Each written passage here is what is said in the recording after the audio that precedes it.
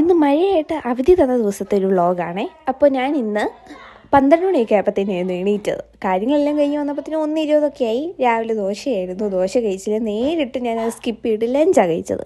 ലഞ്ചിന് കഴിഞ്ഞ ദിവസം ഉണ്ടാക്കിയ ചിക്കൻ കറി അതുണ്ടായിരുന്നു. അത് മാത്രം മതി എനിക്ക് കഴിക്കാൻ. അതെല്ലാം കഴിഞ്ഞതിന് ശേഷം പിന്നെ കുടിച്ച് കഴിഞ്ഞതിന് ശേഷം പുറത്തൊന്ന് പോകാനുണ്ടായിരുന്നു, കുറച്ച് സാധനങ്ങളൊക്കെ വാങ്ങിക്കാൻ. അപ്പം പോയ സമയത്ത് എനിക്ക് എല്ലാവർക്കും ഒന്ന് ലേസൊക്കെ ഒന്ന് മേടിച്ചു. അത് കഴിച്ചോണ്ടിരിക്കുന്നു. പുതിയൊരു ഫ്ലേവർ എന്തോ കണ്ട. അത് ഞാൻ ആദ്യമായിട്ട് കഴിക്കുന്നത്. ഇവിടെ ആദ്യമായിട്ട് ഞാൻ കണ്ടത്, അതുകൊണ്ട് ആദ്യമായിട്ട് കഴിക്കുന്നത്. അത് കഴിച്ചു, നല്ല രസമുണ്ടായിരുന്നു.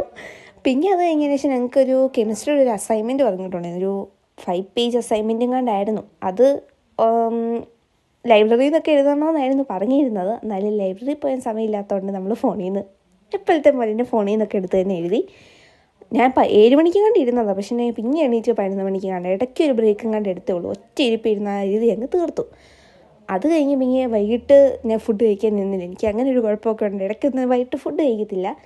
എല്ലാം എടുത്ത് വെച്ച് കാര്യങ്ങളെല്ലാം പിറ്റേ ദിവസത്തേക്ക് വെച്ചതിന് ശേഷം പിറ്റേ ദിവസം ശനിയാഴ്ചയാണേ.